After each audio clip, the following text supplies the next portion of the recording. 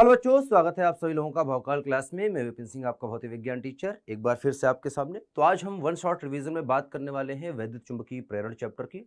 इस चैप्टर को हम एक बार में ही पूरा रिवाइज करने वाले हैं इस वीडियो की मदद से। तो वन शॉट रिवीजन का पर्पज़ ये नहीं है कि हम डेरिवेशन सीख रहे हैं। वन शॉट रिवीजन का पर्पज़ ये है कि जिसके इस चैप्टर के अंदर जो भी इम्पोर्टेंट फॉर्मूले हैं या जो भी इम्पोर्टेंट कॉन्सेप्ट हैं, जो भी इम्पोर्टेंट नियम हैं, जो परिभाषाएं हैं, उनको समझना, उनको एक बार दोहराना, उनको एक बार रिवाइज करना। तो आइए स्टार्ट करते हैं। पहले जानते हैं इस चैप्टर के अंदर अंदर मुख्य जो पॉइंट्स है या मुख्य जो हम बोल सकते हैं कि कंटेंट है इसके अंदर, वो क्या क्या है। ठीक है, तो जब बात करते हैं तो सबसे पहले हम इस चैप्टर में बात करते हैं चुंबकीय फ्लक्स की। इसके बाद विद्युत चुंबकीय प्रेरण और फैराडे के नियम की बात करते हैं। ठीक है, प्रेरण का नियम फैराडे ने ही दिया था। फिर इसके बाद लेंज की बात करेंगे, लेंज ने क्या नियम दिया था इसकी हम बात करेंगे। अगले टॉपिक की बात करें तो एक समान चुंबकीय क्षेत्र में गतिमान चालक में प्रेरित विद्युत वाहक बल। बेटा, इससे पहले वाले चैप्टर में आपने विद्युत वाहक बल प्रेरित नहीं देखा था, आपने देखा था लगने वाला बल। एक समान चुंबकीय क्षेत्र में गतिमान चालक पर लगने वाला बल आपने पढ़ा था। चालक पर जो बल लग रहा था वो आप पढ़ रहे थे। अब चालक में जो प्रेरित विद्युत वाहक बल है वो निकालेंगे इस चैप्टर के अंदर। ठीक है, जस्ट पीछे वाले चैप्टर में आपने चालक पर लगने वाला बल पढ़ा था। ठीक है, जिसको आप F बराबर आई बी एल साइन थीटा बोल रहे थे। ठीक है, अच्छा, अब यहाँ पर स्वप्रेरण इसके बाद आता है, उसके बाद अन्योन प्रेरण आता है। इसमें कुछ और इसमें पॉइंट है स्वप्रेरण के अंदर कि एक वृत्ताकार कुंडली का स्वप्रेरकत्व निकालिए और एक परिनालिका का स्वप्रेरकत्व निकालिए। इसी प्रकार से यहाँ पर दो वृत्ताकार कुंडलियों के बीच में अन्योन प्रेरकत्व और दो परिनालिकाओं के बीच में अन्योन प्रेरकत्व। अच्छा, छोटा सा एक पॉइंट है यहाँ पर कि प्रेरक कुंडली में संचित ऊर्जा। ठीक है, एक पॉइंट यहाँ पर और है जो हमें पढ़ना है, वो है प्रेरक कुंडली जिसको आप परिनालिका भी बोल सकते हैं। परिनालिका में संचित ऊर्जा,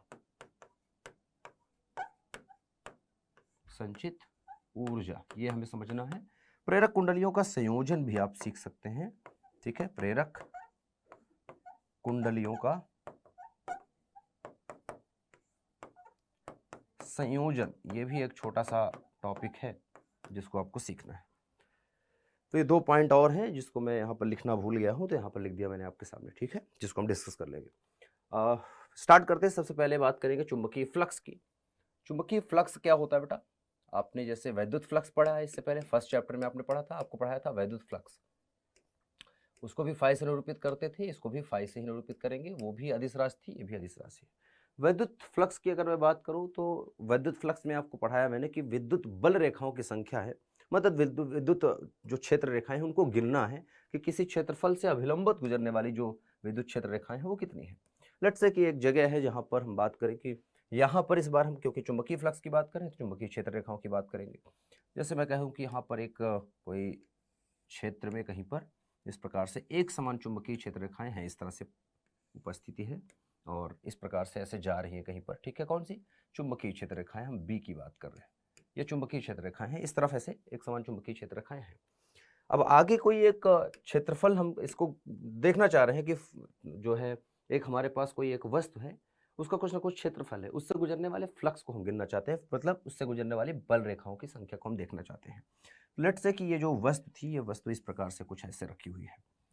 थोड़ा सा इसको ऐसा बना लूं मैं।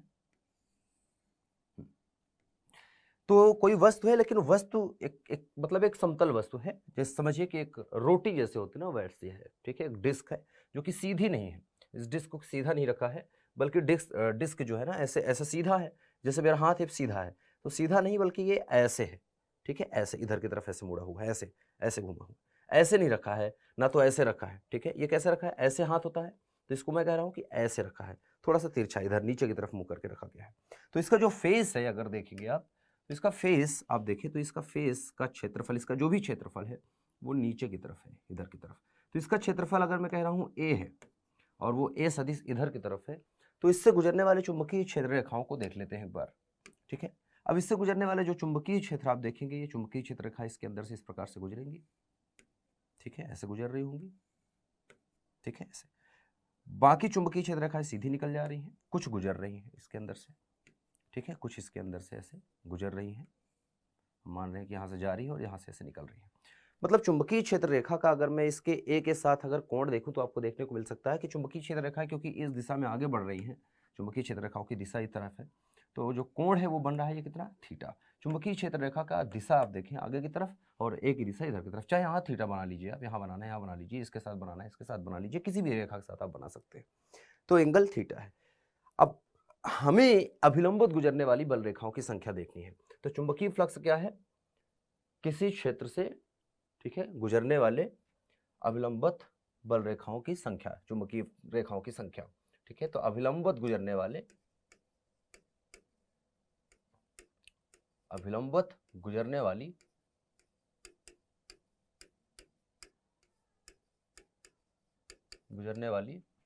चुंबकीय बल रेखाओं की संख्या, रेखाओं की संख्या, यही है फ्लक्स, ठीक है। अभिलंबवत गुजरने वाले चुंबकीय बल रेखाओं की संख्या। तो अभिलंबवत गुजरने वाले फ्लक्स चुंबकीय बल रेखाओं की संख्या अगर देखेंगे तो किससे गुजरने वाले बेटा, इस पूरे क्षेत्रफल से, इस पूरे क्षेत्रफल से बात कर रहे हैं, मतलब इससे बात कर रहे हैं, ठीक है। इसके पूरे क्षेत्रफल से जो गुजरने वाली बल रेखाओं की संख्या है वो निकाल लेंगे। तो जितने भी गुजर रही है इसको हम कहेंगे इससे संबंधित फ्लक्स। तो जो फ्लक्स होगा बेटा, फ्लक्स फाई होगा, वो होता है बी चुंबकीय क्षेत्र रेखाओं की लिए क्षेत्र ले लिया और इनटू जिस क्षेत्र से गुजर रहे हैं उनके, ठीक है, दोनों का dot product B dot A. जब इसका डॉट प्रोडक्ट करेंगे तो आप देखेंगे आएगा बी ए और इनके बीच का कोण जो कि आएगा कॉस थीटा के, ठीक है। बहुत डिटेल में मैं नहीं जा रहा, इसको अगर दिखाना है तो ए का दो घटक बन जाएगा, ए का एक घटक बनेगा आगे की तरफ, एक घटक बनेगा नीचे की तरफ। जो आगे की तरफ घटक बनेगा वो क्या बनेगा, बी कॉस थीटा, नीचे की तरफ जो बनेगा वो बी साइन थीटा बनेगा। तो बी साइन थीटा लंबवत नहीं लेना है, ठीक है, ये वाला नहीं लेना है, ऊर्ध्वाधर घटक नहीं बल्कि क्षैतिज घटक जो बी की दिशा में है, तो बी कॉस थीटा ही आएगा, मतलब ए कॉस थीटा। बी तो है पहले से उस दिशा में, ए कॉस थीटा, सिंपल सा है, ठीक है। तो इस तरह से आप देखेंगे इसका मात्रक होता है बेटा वेबर, इसका मात्रक होता है वेबर, जिसको हम WB से लिखते हैं। वेबर को आप निकाल सकते हैं न्यूटन मीटर स्क्वायर। तो अगर एक वेबर अगर मैं लिखूं तो एक वेबर को आप लिख सकते हैं, ठीक है, टेस्ला, ठीक है, टेस्ला मीटर स्क्वायर। जो वेबर होता है, वेबर को हम लिख सकते हैं एक वेबर बराबर एक टेस्ला मीटर स्क्वायर, ठीक है। इसको ऐसा भी लिख सकते हैं आप, मात्रक सेम है, टेस्ला मीटर स्क्वायर भी इसका फ्लक्स का मात्रक लिख सकते हैं आप। नेक्स्ट चलते हैं। अच्छा, चुंबकीय फ्लक्स जो है, जो कि हम लिखा है, थोड़ा सा इसको और डिटेल में थोड़ा सा बता दूं आपको, क्योंकि फाई बराबर आपने देखा बी डॉट ए लिखा मैंने पहले और फिर बराबर किया बी ए कॉस थीटा के, जैसे वहां पर करते थे ई डॉट ए होता था और फिर ई ए कॉस थीटा आता था। चुंबकीय फ्लक्स नहीं, विद्युत फ्लक्स की बात करूं तो कहां कहां पर ये किस किस स्थिति में जीरो होगा। तो पहली स्थिति है अगर थीटा का मान 0 डिग्री हो जाए तो फाई का मान कितना होगा बेटा, ये हो जाएगा बी ए और ये होगा मैक्सिमम फ्लक्स, ठीक है। ये क्या होगा बेटा, मैक्सिमम फ्लक्स, अधिकतम फ्लक्स है चुंबकीय फ्लक्स जो किसी सतह से गुजर सकता है ए क्षेत्रफल से, ठीक है, ए क्षेत्रफल से गुजरने वाला। और थीटा बराबर अगर मैं 90 डिग्री कर दूं तो आप देखेंगे फाई जो होगा वो हो जाएगा मिनिमम, अरे मिनिमम मतलब 0 हो जाएगा, फाई होगा वो 0 हो जाएगा, ठीक है, 0 हो जाएगा। और तीसरा है कि अगर मैं थीटा को 180 डिग्री कर दूं, थीटा को 180 डिग्री घुमा दूं तो आप देखेंगे फाई जो होगा ये आ जाएगा आपका माइनस ऑफ बी ए के। ये बस दिशा को बता रहा है, याद रखिएगा, माइनस और प्लस का मतलब क्या है, ये भी मैक्सिमम ही है, ये भी मैक्सिमम ही है, ये दोनों मैक्सिमम है। कैसे, ये माइनस में है तब कैसे मैक्सिमम हो गया, मैक्सिमम इस तरह बेटा कि जैसे मैं कह रहा हूं कि ये क्षेत्रफल है, इसकी दिशा इधर की तरफ है, ठीक है, और चुंबकीय क्षेत्र की दिशा ये है, ठीक है। इस दिशा को जैसे मैं कहूं कि यहां से इस तरफ की दिशा को मैं धनात्मक की तरफ मानूंगा और इस तरफ की दिशा को मैं ऋणात्मक की तरफ मानूं। तो कुछ इस प्रकार से है कि चुंबकीय क्षेत्र रेखाएं क्योंकि जो आ रही हैं इस प्रकार से आ रही हैं, तो इधर से मैं देखूंगा तो ये क्या दिख रही हैं, अंदर जाती हुई। तो अंदर जाती हुई मतलब फ्लक्स हो गया नेगेटिव, ठीक है, फ्लक्स को हम डायरेक्शन दे दिए कि नेगेटिव है क्योंकि अंदर जा रहा है सतह के, और ये बाहर निकल रहा है, इधर हम देखेंगे खड़े होके तो ये बाहर आ रहा है, तो यहाँ पर हम फ्लक्स को बोल देते हैं भैया पॉजिटिव है क्योंकि ये सतह से बाहर आ रहा है। ये आपको पहले ही बता रखा है, सतह के अंदर जा रहा है तो नेगेटिव, सतह के बाहर जा रहा है तो पॉजिटिव। ये हमने अपने अंडरस्टैंडिंग के लिए लिया है, लेकिन है दोनों मैक्सिमम, बी ए और बी ए दोनों का परिमाण बराबर है, बस दिशात्मक यहाँ पर है ना विरोधाभास आपको हो रहा है कि एक को हम सतह से निकलते हुए देख रहे हैं तो हम कह रहे हैं भैया धनात्मक है, और सतह से सतह के अंदर जाते हुए देख रहे हैं तो हम कह रहे हैं ऋणात्मक है, लेकिन दोनों एक्चुअली मैक्सिमम है, 0 डिग्री हो या फिर 180 डिग्री हो। ठीक है, चलिए आगे बात करें। 180 डिग्री का मतलब समझे ना आप? 180 डिग्री का मतलब ये है कि ये वस्तु रखी है, इसका ए का दिशा ये है और सॉरी बी की दिशा ये है और ए की दिशा हम पीछे वाली ले रहे हैं, मतलब हम इधर खड़े होकर देख रहे हैं फ्लक्स, और फ्लक्स चुंबकीय क्षेत्र रखा है उधर जा रही हैं ऐसा। तो मैं ए की दिशा ये ले रहा हूँ और बी को वो ले रहा हूँ, तो फ्लक्स जो लूँगा वो नेगेटिव देखने को मिलेगा, मतलब दोनों के बीच में जो एंगल हो गया ये वो हो गया 180 डिग्री। यहाँ पर क्या था पहले वाले में? पहले वाले में ये है कि बी इधर है और ए भी इधर ही है, तो दोनों एक ही दिशा में है, तो हमने क्या कहा कि फ्लक्स मैक्सिमम में पॉजिटिव है इसके लिए और ये इसके लिए। ठीक है, क्लियर है ना? हाँ, चलिए नेक्स्ट चलते हैं आगे। तो हम विद्युत चुंबकीय प्रेरण की हम बात करते हैं, जिसको फैराडे ने सोचा। तो इसकी कहानी स्टार्ट होती है ऑर्स्टेड से। याद रखिए, जब आपको दिखाया था कि धारा का चुंबकीय प्रभाव किसने बताया था? ऑर्स्टेड ने। उन्होंने कहा कि विद्युत धारा जब प्रवाहित होती है या कोई गतिमान आवेश है ना, कोई आवेश जब गतिमान होता है तो उसके चारों तरफ विद्युत क्षेत्र चुंबकीय क्षेत्र उत्पन्न हो जाता है, ये कहा था ऑर्स्टेड ने। तो फैराडे ने सोचा कि फैराडे ने क्या सोचा कि अगर एक करंट के चारों तरफ चुंबकीय क्षेत्र उत्पन्न हो सकता है, करंट के चारों तरफ चुंबकीय क्षेत्र देखिए उत्पन्न हो सकता है, मतलब इधर से चुंबकीय क्षेत्र अगर देखें तो इधर डॉट की तरफ डॉट होगा और इधर आप देखेंगे तो क्रॉस है। ठीक है, जैसे मैं अभी यहाँ लिख दूँ, आपको जानते हैं। ठीक है, इधर से ऊपर की तरफ, यहाँ से अंदर की तरफ। ये बताया था, ये किसने बताया था बेटा? ये बताया था, और इसको कहते हैं धारा का चुंबकीय प्रभाव। धारा का ये चुंबकीय प्रभाव है, ये बताया था बेटा किसने? ऑर्स्टेड ने। ऑर्स्टेड ने। तो ऑर्स्टेड ने कहा कि भैया विद्युत धारा के चारों तरफ एक चुंबकीय क्षेत्र उत्पन्न होगा। ठीक है, ये हमने पढ़ा पिछले चैप्टर में। तो फैराडे ने सोचा कि अगर विद्युत धारा से चुंबकीय क्षेत्र उत्पन्न हो रहा है, विद्युत धारा से चुंबकीय क्षेत्र उत्पन्न हो रहा है या होता है, तो चुंबकीय क्षेत्र में अगर परिवर्तन करेंगे तो विद्युत धारा भी उत्पन्न होनी चाहिए। उल्टा भाई, दोनों का मतलब, अगर ये इससे ये उत्पन्न हो सकता है तो चुंबकीय क्षेत्र से करंट भी उत्पन्न होनी चाहिए।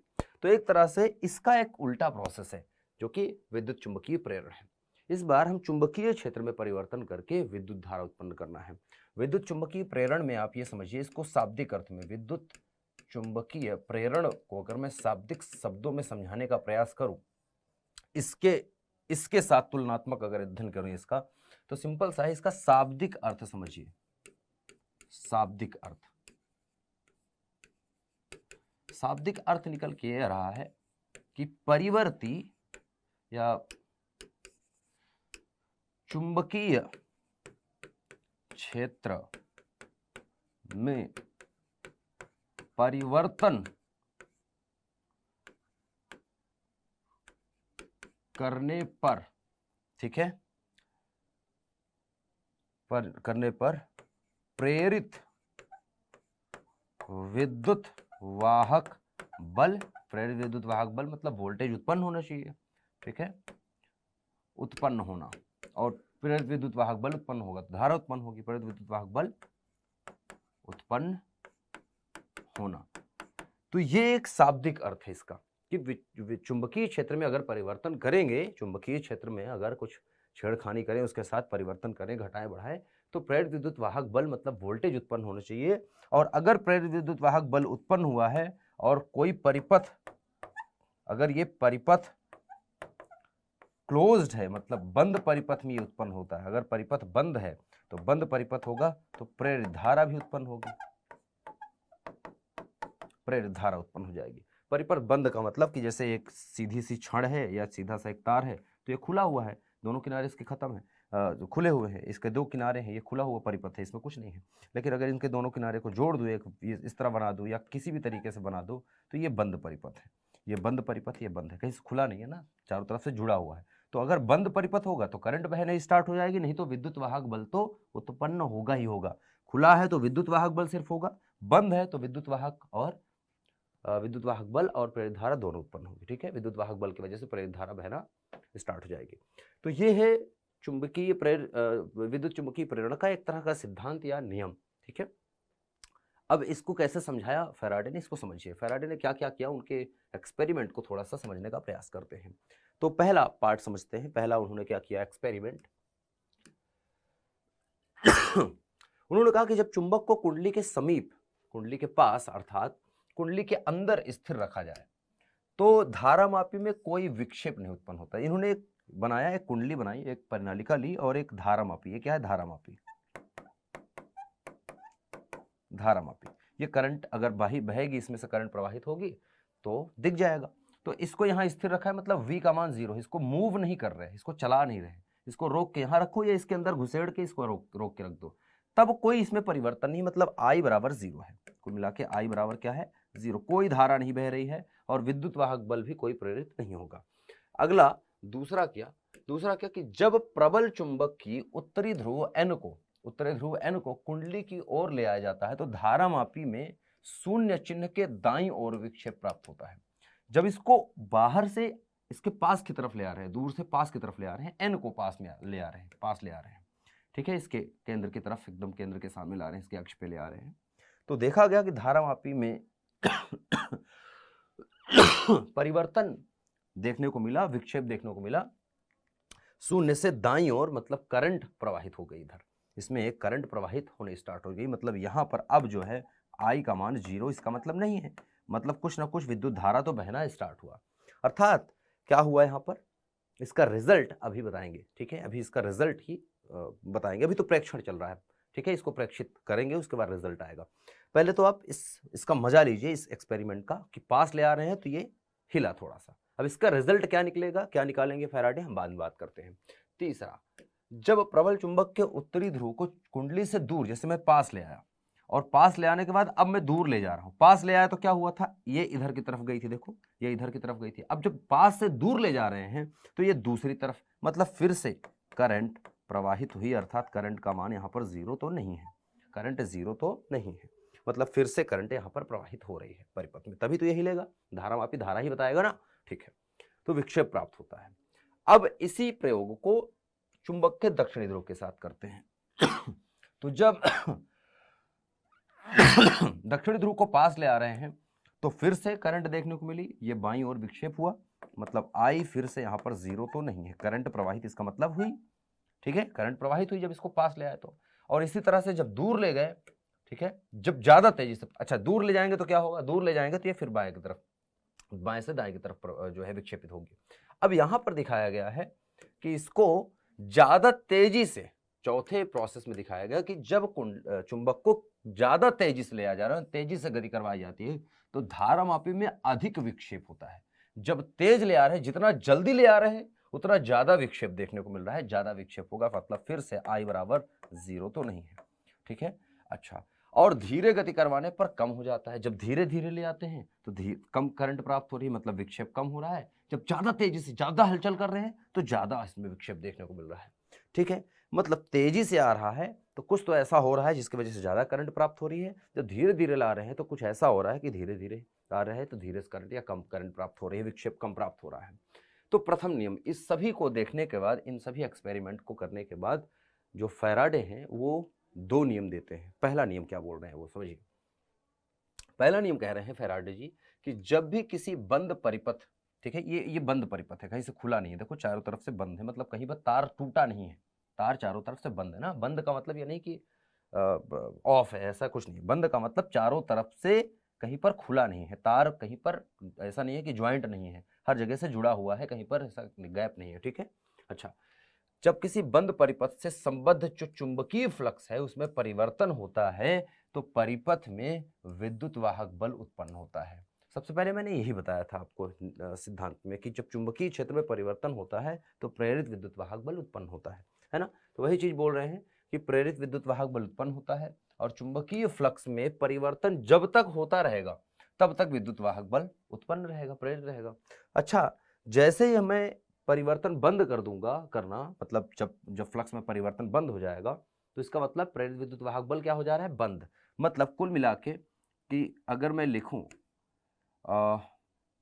फ्लक्स में परिवर्तन, फ्लक्स में परिवर्तन अगर मुझे दिखाना है तो फ्लक्स में परिवर्तन को मैं दिखा सकता हूं डी फाई से। डी फाई का मतलब क्या है कि मान लेते हैं जैसे फ्लक्स पहले φ1 था, बाद में φ2 हो गया, तो φ2 माइनस φ1 करेंगे। पहले जो फ्लक्स था उस अब फ्लक्स में दूसरा हो गया। अब हो सकता है कि φ1 बड़ा हो सकता है, φ2 बड़ा है। अब फ्लक्स में परिवर्तन दो प्रकार के हो सकते हैं, ये पॉजिटिव भी हो सकता है या नेगेटिव हो सकता है। क्यों? अगर φ2 बड़ा हुआ φ1 से तो क्या आएगा, डी फाई जो है वो क्या आएगा बेटा, डी फाई आएगा पॉजिटिव। इसका मतलब जब फ्लक्स बढ़ा, कम से मतलब कम फ्लक्स था पहले, बाद में फ्लक्स ज्यादा हो गया, तो ज्यादा में से कम को घटाएंगे तो पॉजिटिव मिलेगा। ठीक है, पहला। और दूसरा आपको मिलेगा अगर φ1 ज्यादा था और बाद में घट करके ये φ2 हो गया, तो फ्लक्स में जो परिवर्तन हुआ वो क्या हुआ, ऋणात्मक। घटा तो नेगेटिव आएगा फ्लक्स में परिवर्तन। सिंपल, समझ में आ रहा है? फ्लक्स बढ़ा तो पॉजिटिव फ्लक्स में परिवर्तन, फ्लक्स घटा तो नेगेटिव फ्लक्स परिवर्तन। जैसे यहाँ पर कुंडली के पास जब ले आया जा रहा था इसको, तो फ्लक्स बढ़ रहा था, जितना जितना पास ले आ रहा था, तो इसमें क्या हो रहा था, जो फ्लक्स है डी फाई है वो क्या है, बढ़ रहा था। यहाँ पर देखेंगे तो जो डी फाई है फ्लक्स वो क्या है, घट रहा है। जब दूर ले जा रहे हैं तो फ्लक्स घट रहा है ना, जब पास ले आएंगे तो बढ़ रहा था। ठीक है, तो यहाँ पर नेगेटिव फ्लक्स है, फ्लक्स में परिवर्तन जो है ऋणात्मक है, यहाँ पर फ्लक्स में परिवर्तन धनात्मक है, फ्लक्स बढ़ रहा है लगातार। ठीक है, सिंपल सी बात समझ में आ रही है? अच्छा माफ करिएगा, ये छोटी सी बात है। और जब तक फ्लक्स में परिवर्तन रहेगा तब तक विद्युत वाहक बल प्रेरित होगा। अब इसी को गणितीय रूप में, इसी पहले नियम को गणित के रूप में कैसे लिखा है, तो द्वितीय नियम जो है पहले नियम का ही एक रूप है। तो इन्होंने लिखा है कि जो प्रेरित विद्युत वाहक बल है अगर बंद परिपथ है तो चुंबकीय फ्लक्स में परिवर्तन की दर के समानुपाती होगा। और यहां पर बोला गया है कि यदि dt समय में फ्लक्स में परिवर्तन डी फाई हो तो आप विद्युत वाहक बल को लिख सकते हैं, प्रेरित विद्युत वाहक बल को E। यहां पर E जो है यह है प्रेरित विद्युत वाहक बल। ठीक है, इंड्यूस्ड EMF, इस प्रेरित विद्युत वाहक बल को लिखा जाता है बेटा EMF, इलेक्ट्रोमोटिव फोर्स, विद्युत वाहक बल। तो प्रेरित विद्युत वाहक बल जो है E, इन्होंने बताया कि समानुपाती होगा फ्लक्स के परिवर्तन की दर के, दर का मतलब डिवाइड बाय टाइम। तो इसको हम जब करेंगे तो E बराबर आएगा बेटा माइनस का, और ये आ जाता है d phi divide by d t के।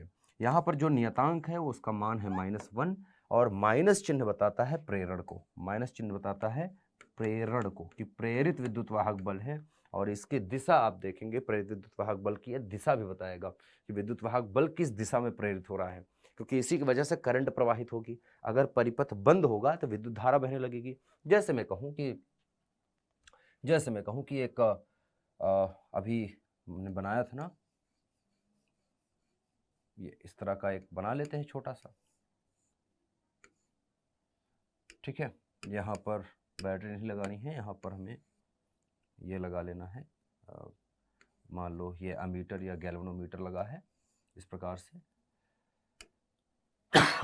अच्छा, अब ये कुंडली है तो इसका कुछ ना कुछ प्रतिरोध भी होगा। कुंडली का प्रतिरोध अगर मैं मान लूं कि R है, कुंडली का प्रतिरोध कुछ ना कुछ होगा, मान लेते हैं प्रतिरोध R है, और इसमें फ्लक्स परिवर्तन मैं कह रहा हूं dt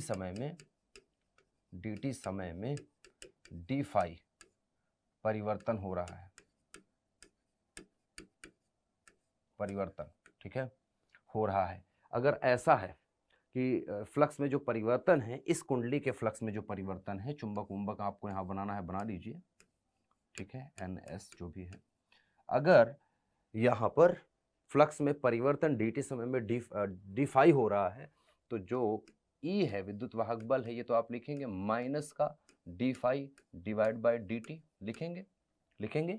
अच्छा, ये आएगा मात्रा किसमें, वोल्ट में।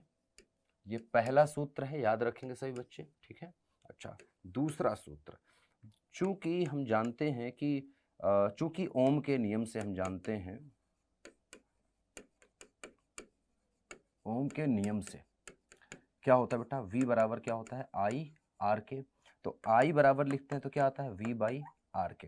तो यहाँ पर अगर परिपथ का प्रतिरोध R है और dt समय में d फाई फ्लक्स में परिवर्तन हो रहा है, तो विद्युत वाहक बल तो मिल गया। करंट कितना मिलेगी? अब यहाँ पर अगर देखेंगे तो हमारे पास I बराबर जो हम लिखेंगे वो आएगा V की जगह क्या है बेटा, हमारे पास E है, विद्युत वाहक बल को E लिख रहे हैं, यहाँ पर वोल्टेज था, यहाँ पर विद्युत वाहक बल है, डिवाइड बाई R। E की वैल्यू कितनी है बेटा? E की वैल्यू है माइनस और d phi divide by dt और डिवाइड बाई में है यहाँ पर R। तो आप देखेंगे यहाँ से आ गया बेटा हमारे पास I बराबर माइनस 1/R लिख लीजिए और इसको लिख लीजिए d फाई बाई dt के। तो ये एक फॉर्मूला बन गया, काफ़ी इंपॉर्टेंट फॉर्मूला है, याद रखेंगे। ठीक है, मात्रक क्या होगा बेटा? एम्पियर का। मात्रक क्या होगा? एम्पियर। और इसी प्रकार से अब जब क्योंकि करंट बह रही है तो हम जानते हैं तीसरा फॉर्मूला चूंकि हम जानते हैं Q बराबर होता है बेटा IT के। ठीक है, तो क्योंकि dt समय में हो रहा है तो इसलिए हम इसको लिख सकते हैं dt समय के लिए। ठीक है, dt समय के लिए लिखेंगे तो I बराबर अगर मैं लिखना चाहूँ तो क्या लिखूंगा? I बराबर लिखूंगा Q बाई टी। लेकिन समय क्योंकि हमारे पास dt है तो छोटा सा समय के लिए, हम छोटे समय के लिए बात करेंगे तो आप लिखेंगे Q और डिवाइड बाई dt। थोड़े समय, क्योंकि हमारे पास समय कितना है? छोटा सा, तो Q बाई dt। तो I की जगह हम क्या लिख सकते हैं? Q by dt। I की जगह क्या लिख सकते हैं? Q by dt। तो जो Q आएगा, जो Q बाई dt अगर मैं लिखूंगा इस समीकरण से Q बाई dt और बराबर लिखूंगा बेटा यहाँ पर माइनस 1/R और ये आएगा d फाई और डिवाइड बाई dt। यही लिखा है 1/R d phi by dt। I का मतलब है प्रेरित धारा, विद्युत धारा है लेकिन कैसी है? I का मतलब, ये माइनस का मतलब है यहाँ पर प्रेरित धारा, तो प्रेरण को बता रहा है, ये माइनस चिन्ह प्रेरण को बताता है बेटा। याद रखेंगे सही बच्चे, माइनस चिन्ह क्या बता रहा है बेटा? कि प्रेरित धारा या प्रेरित विद्युत वाहक बल है। अब यहाँ से देखेंगे तो dt से dt कट रहा है, हमारे पास फॉर्मूला आ गया Q बराबर -1/R और ये d फाई क्या आया है, अर्थात ये हमारे पास प्रेरित आवेश है, इसका मात्रक होगा कूलाम के। अगर हमें पूछा जाए कि कितना आवेश प्रेरित हो रहा है तो हम लिखेंगे Q बराबर -1/R d फाई के। प्रेरित आवेश समय पर निर्भर नहीं करता, ये सभी बच्चे याद रखेंगे, प्रेरित आवेश समय पर निर्भर नहीं करता है। क्लियर है ना? हाँ, तो Q बराबर आप देख सकते हैं यह है प्रेरित आवेश। ठीक है, ये क्या है बेटा? प्रेरित आवेश को बताता है। और ये क्या है? प्रेरित धारा है।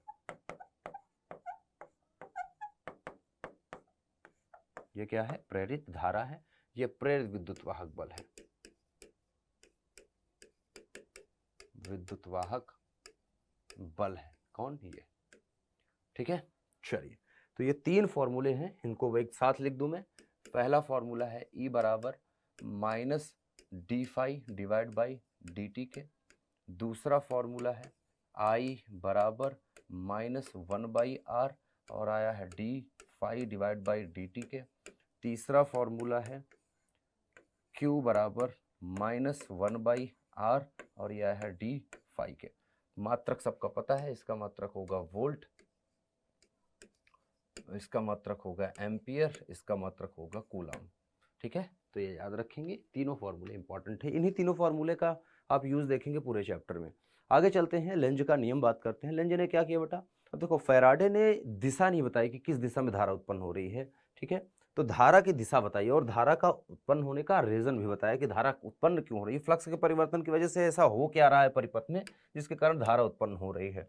तो इन्होंने कहा कि जो प्रेरित धारा उत्पन्न हो रही है ना, वो इस प्रकार उत्पन्न होगी कि अपने उत्पन्न होने के कारण का ही विरोध करेगी। जिस वजह से उत्पन्न हो रही है, मतलब जो उत्पन्न कर रहा है इसको, जिसके कारण से प्रेरित धारा उत्पन्न हो रही है, उसी के खिलाफ खड़ी हो जाएगी।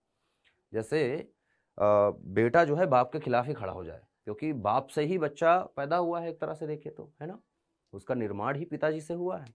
अब वो पैदा होते ही अपने पिताजी के खिलाफ खड़ा हो जाए, ऐसा है। तो कुछ ऐसा ही यहाँ हो रहा है प्रेरित धारा के साथ। तो प्रेरित धारा कुछ इस प्रकार से उत्पन्न हो रही है कि अपने कारण का ही विरोध कर रही है, जिस कारण से वो पैदा हो रही है, उत्पन्न हो रही है। ठीक है, किस कारण से पैदा हो रही है? तो याद रखिएगा, जो प्रेरित धारा है,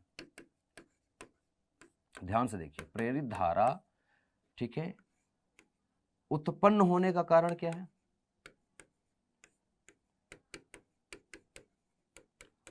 प्रेरित धारा का उत्पन्न होने का कारण क्या है बेटा? उत्पन्न होने का कारण है प्रेरित धारा के उत्पन्न होने का कारण क्या है? फ्लक्स में परिवर्तन। फ्लक्स में परिवर्तन, ठीक है, मतलब डी फाई है फ्लक्स में परिवर्तन समय के अनुसार। मतलब प्रेरित धारा जो उत्पन्न हो रही है वो फ्लक्स में परिवर्तन के कारण उत्पन्न हो रही है परिपथ के अंदर, ठीक है। तो प्रेरित धारा की दिशा इस प्रकार, मतलब ये उत्पन्न ऐसी होगी कि उसका विरोध करे, किसका? फ्लक्स में परिवर्तन का। तो ये विरोध किसका करेगी? प्रेरित धारा विरोध करती है, प्रेरित धारा विरोध करती है, विरोध करती है जिसके कारण पैदा हुई है, मतलब फ्लक्स में परिवर्तन का ही विरोध कर रही है। तो किसका विरोध करे बेटा? फ्लक्स में परिवर्तन का विरोध कर रही है, जिसके वजह से प्रेरित धारा के उत्पन्न होने का कारण क्या है? फ्लक्स में परिवर्तन। और ये फ्लक्स में परिवर्तन का ही विरोध करने के लिए उत्पन्न हो रही है, मतलब इसका जन्म ही इसलिए हो रहा है क्योंकि ये विरोध कर सके, ऐसा मानिए। इसने जन्म ही इसलिए लिया है कि ये फ्लक्स जो परिवर्तित हो रहा है ना, इसका विरोध कर सके, इसलिए अब इसको समझने का प्रयास करते हैं थोड़ा सा। तो लेंज क्या कह रहे हैं? परिपथ में प्रेरित धारा की दिशा इस प्रकार होगी, क्या उत्पन्न होने के कारण का विरोध करेगी। अच्छा, ठीक है। जैसे कि मैं अगर एन ध्रुव को पास में ले आऊं, एन ध्रुव को पास में ले आऊंगा, तो इसमें इस वृत्त में समझिए, इस वृत्ताकार लूप में एक है ना, एक कुंडली में समझिए कि क्या हो रहा है। यहाँ पर जब ले आएंगे तो इसमें ये स्थिर है, ये नहीं चल रहा है, सिर्फ इसको मूव कर रहे हैं, ये एक जगह फिक्स है। जब ले आ रहे हैं तो इसमें एक विद्युत धारा उत्पन्न हो रही है। विद्युत धारा कैसे उत्पन्न हो रही है बेटा? यह विद्युत धारा इधर से बह रही है और यहाँ से इधर की तरफ ऐसे बह रही है, मतलब इस प्रकार से ऐसे बह रही है। तो इधर से अगर मैं देखूं कुंडली से तो धारा बह रही है मेरे सामने, ऐसे कल्पना करिए अपने सामने कि एक कुंडली है जिसमें ऐसे धारा बह रही है। मतलब बोर्ड की तरफ से ऐसे आ रही है और नीचे की तरफ ऐसे जा रही है, फिर ऐसे जा रही है, ऐसे। तो यहाँ पर क्योंकि करंट बह रही है, तो जब करंट बहती है, जैसे इस तरह से करंट बह रही है, ये इस तरह से करंट बह रही है इसमें, तो करंट अगर इस तरह से बह रही है, एंटी क्लॉकवाइज करंट अगर बह रही है, तो करंट बहने के कारण करंट की वजह से एक चुंबकीय क्षेत्र उत्पन्न होना चाहिए, विद्युत धारा का चुंबकीय प्रभाव, इससे पहले वाले जो चैप्टर में। तो एक चुंबकीय क्षेत्र इस धारा की वजह से उत्पन्न होगा। क्या उत्पन्न होगा? केंद्र पर चुंबकीय क्षेत्र उत्पन्न होगा बाहर की तरफ, यहाँ से चुंबकीय क्षेत्र रेखाएं बाहर है, ये यहाँ पर आएगा डॉट बी, और बाहर देखेंगे कुंडली के बाहर तो अंदर की तरफ है, कहीं भी किसी भी पॉइंट पर देखेंगे, चाहे आप यहाँ चेक करें, किसी भी पॉइंट पे आप देखेंगे, हर एक पॉइंट पर चुंबकीय क्षेत्र क्रॉस है, अंदर की तरफ है, हर एक पॉइंट पर चुंबकीय क्षेत्र क्रॉस है, ठीक है। केंद्र पर क्या है बेटा? केंद्र पर क्या है? अंदर की तरफ। तो अब चुंबक को अगर आप समझते हैं, चुंबक को अगर आप जानते हैं और चुंबक को अगर आप समझते हैं, यहाँ पर हालांकि एक चित्र आने वाला है, ठीक है, अभी इसको मैं हटाऊंगा फिर। तो आप ये जानते हैं कि अगर मैं N और S लिखूं तो आप जानते हैं कि N से चुंबकीय क्षेत्र रेखाएं निकल के S की तरफ जाया करती हैं। आप जानते हैं ये S N से निकलती हैं और S की तरफ जाया करती हैं, S पे जाके खत्म होती है। सही बात है, N से निकलती हैं, S पे जाके खत्म होती हैं। तो यहाँ पर क्या है? यहाँ से निकल रही हैं, बाहर तरफ निकल रही है, मतलब ये N ध्रुव की तरफ काम कर रहा है अंदर वाला भाग, और बाहर वाला भाग S ध्रुव की तरफ, मतलब पीछे वाला भाग S ध्रुव की तरफ काम कर रहा है। तो एक N ध्रुव की तरफ काम कर रहा है, एक S ध्रुव की तरफ। तो देखो सामने वाला भाग यहाँ पर जो है चुंबकीय क्षेत्र रेखाएं अंदर से बाहर की तरफ आ रही है। ये करंट ऐसे उत्पन्न हुई है कि ये कुंडली एक तरह से चुंबक बन जाती है, छोटा सा एक चुंबक बन गई, जिसका चुंबकीय क्षेत्र इस प्रकार से है कि बाहर की तरफ, इधर की तरफ N है और इधर की तरफ S है, और ये N आ रहा है। तो आप जानते हैं कि जो N है और जो N है वो एक दूसरे को क्या करेगा बेटा? प्रतिकर्षित करेगा, क्योंकि विरोध करना है। विरोध तब करेगी जब N ध्रुव पास आ रहा है तो N ही बन जाए, क्योंकि N और N ध्रुव एक दूसरे के पास आएंगे नहीं, क्योंकि जबरदस्ती लाना पड़ेगा, ठीक है। तो प्रयास जब हम करेंगे तो हमें क्या करें? जबरदस्ती, कारण का विरोध करना है इसको। तो फ्लक्स में परिवर्तन इसके वजह से हो रहा है यहाँ पर, क्योंकि ये पास आ रहा है, तो ये पास आना रुक जाएगा तो फ्लक्स में परिवर्तन रुक जाएगा। फ्लक्स में परिवर्तन रोकने के लिए ये अपने आप को इस प्रकार से उत्पन्न करती है विद्युत धारा, ये N ध्रुव बना ले यहाँ पर, क्योंकि N ध्रुव पास में रहा है तो N ध्रुव बन जाएगा। तो N ध्रुव और N ध्रुव एक दूसरे को प्रतिकर्षित करेंगे, तो फ्लक्स में परिवर्तन का विरोध कर रही है, ठीक है। अब कर पाएगी कि नहीं अलग बात है, मैं ज्यादा बल लगा के जबरदस्ती लाऊंगा तो और ज्यादा धारा उत्पन्न होगी, ठीक है। जितना ज्यादा मैं इसको पास लाऊंगा उतना ज्यादा धारा उत्पन्न होती जाएगी। तो आप देखेंगे प्रेरित धारा किस प्रकार से उत्पन्न होती है। ऐसा लग रहा है इसके पास दिमाग है ना, ऐसा लग रहा है इसके पास दिमाग है, सोच समझ के कर रही है, बिल्कुल ऐसे ही कर रही है, ठीक है। अब अगर इसको दूर ले जाने का प्रयास करूंगा मैं, इसको अगर मैं चाहूं कि इसको दूर ले जाऊं, तो दूर ले जाऊंगा तो क्या होगा? फ्लक्स घटेगा। अब फ्लक्स घटेगा तो फ्लक्स में परिवर्तन तो हो रहा है ना, अभी जब पास ले आ रहे तो बढ़ रहा था, तो फ्लक्स में परिवर्तन दो तरह के हो सकता है, तो बढ़ सकता है फ्लक्स या तो घट सकता है। तो बढ़ रहा था तो इसने क्या किया? बढ़ने का विरोध किया। अब घट रहा है तो ये कह रही है कि देखो ना बढ़ने का ना घटने का, दोनों का विरोध करूंगी।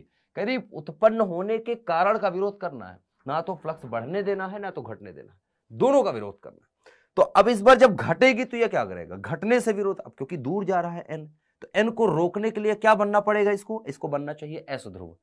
क्यों, क्योंकि एन ध्रुव को एस ध्रुव क्या करता है, खींचता है एक दूसरे की तरफ। अच्छा, ये दोनों प्रतिकर्षण थे, ये दोनों प्रतिकर्षित कर रहे थे बेटा, यहाँ पर आकर्षण का चिन्ह लगा दिया तुमने। तो अब ये एस ध्रुव बन जाएगा, जब पास से दूर ले जाएगा तो ये एस ध्रुव बनेगा। एस ध्रुव इसलिए बनेगा क्योंकि यहां पर करंट इस प्रकार से बहना स्टार्ट हो जाएगा, मतलब करंट तुरंत अपना डायरेक्शन चेंज कर लेगी अपने आप, और फट से ऐसे बन जाएगी कि इसको दूर भी ना जाने दे, मतलब ना पास आने देगी ना दूर जाने देगी, मतलब फ्लक्स में परिवर्तन जो है नहीं होना चाहिए, ये चाहती है। फ्लक्स में परिवर्तन ना तो बढ़े ना तो घटे, कुछ ना हो, मतलब फ्लक्स जो है वही रहे, जीरो हो जाए। और जैसे ही फ्लक्स में परिवर्तन रोकेंगे जीरो हो जाएगा, मतलब जैसे ही चुंबक को रोक दूंगा मैं, अपने आप वहां पर आई बराबर जीरो हो जाएगी, क्योंकि फ्लक्स परिवर्तन होएगा नहीं तो विद्युत धारा उत्पन्न नहीं होगी। ठीक है, आप यहाँ पर देखेंगे, इसको देख लीजिए, हालांकि यहाँ पर बहुत इंपॉर्टेंट चीज मैंने बना दी थी समझाने के लिए आपको। इसको देखिए कि जब दूर ले जा रहे हैं तो ये एस ध्रुव बन जाएगा, ये बन गया एस ध्रुव, और एस ध्रुव जैसे ही बना, एस ध्रुव जैसे ही बना, अब इसको दूर ले जाने में दिक्कत होगी, क्यों, क्योंकि अभी एन और एस एक दूसरे को खींच रहे हैं, अब खींच के दूर ले जाने में भी दिक्कत हो रही है। तो फ्लक्स में परिवर्तन का मतलब कारण का ही विरोध करना है, और कारण मैंने आपको बता रखा है, कारण क्या है, फ्लक्स में परिवर्तन। ठीक है, फ्लक्स में परिवर्तन, तो ये याद रखिए, ये लेंज ने नियम दिया था। तो प्रेरित विद्युत वाहक बल जो है कुंडली की प्रकृति अर्थात प्रतिरोध पर निर्भर नहीं करता है। वहां पर दोनों दिखा रखा है कि नीचे आ रहे हैं तो क्या हो रहा है, ऊपर ले जा रहे हैं तो क्या हो रहा है, सिंपल सिंपल चीजें हैं। कुंडली में प्रेरित विद्युत वाहक बल का परिमाण जो मान होता है, कुंडली चुंबक युग्म के सापेक्ष चाल के समानुपाती होता है। जो विद्युत वाहक बल उत्पन्न होगा वो कुंडली युग्म की सापेक्ष चाल, मैंने दिखाया था ना कि जब तेजी से ले आ रहे थे तो ज्यादा चुंबकीय क्षेत्र में ज्यादा जो है विक्षेप हुआ था, तो वही लिखा है कि जितना तेजी से ले आएंगे उतना ज्यादा विद्युत वाहक बल उत्पन्न होगा। तो विद्युत वाहक बल डायरेक्टली प्रोपोर्शनल है वेलोसिटी के, जितना तेज ले आएंगे उतना ज्यादा, ठीक है, सापेक्ष वेलोसिटी के।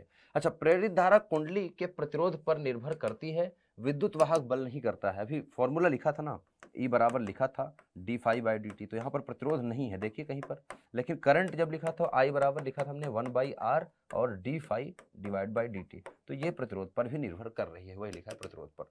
प्रेरित विद्युत वाहक बल परिपथ की प्रकृति पर निर्भर नहीं करता, ठीक है, यहाँ खुले परिपथ में भी प्रेरित हो सकता है।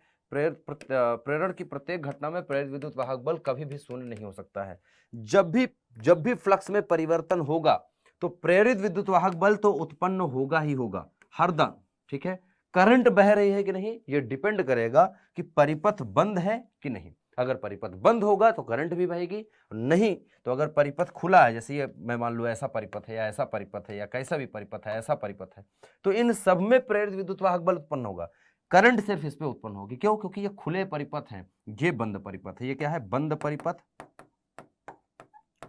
और ये जितने हैं, ये वाले, ये जितने हैं, ये सभी खुले परिपथ हैं। और खुले परिपथ में ई उत्पन्न होगा, यहां पर ई उत्पन्न हो जाएगा, यहां पर ई उत्पन्न होगा, यहां पर ई और आई दोनों उत्पन्न हो जाएंगे। क्यों? क्योंकि यहां पर ये बंद भी है, तो विद्युत वाहक बल और करंट दोनों उत्पन्न होंगे। बंद है तो करंट बहेगी, करंट को बहना है ना, तो करंट तभी बहेगी जब पूरा कंप्लीट होगा परिपथ, और ये इनकम्प्लीट परिपथ है, खुले हुए हैं, है या? सिंपल सी बात। तो विद्युत वाहक बल होगा प्रेरित, लेकिन करंट प्रेरित नहीं, प्रेरित करंट यहाँ पर नहीं बहेगी, ठीक है, याद रखेंगे। अच्छा, कहाँ पर ऐसे कौन से केस है जब नो ईएमआई, ईएमआई मतलब इलेक्ट्रोमैग्नेटिक इंडक्शन, विद्युत चुंबकीय प्रेरण, विद्युत चुंबकीय प्रेरण की स्थिति कब नहीं होगी? जब फाई बराबर 0 हो, फ्लक्स परिवर्तन 0, फ्लक्स ही ना हो। तो जब फ्लक्स नहीं है तो कुंडली से अगर कोई फ्लक्स संबंधित नहीं है तो कोई प्रेरण की घटना नहीं होगी। और फाई अगर नियत है, मतलब फ्लक्स में परिवर्तन 0 है, डी फाई अगर 0 है, फ्लक्स में परिवर्तन नहीं होगा, तो ई बराबर 0 होगा, आई बराबर 0 होगा, क्यू बराबर 0 होगा। सिंपल सी बात है, सारे के सारे क्वांटिटीज 0 रहेंगी, सिंपल सा है।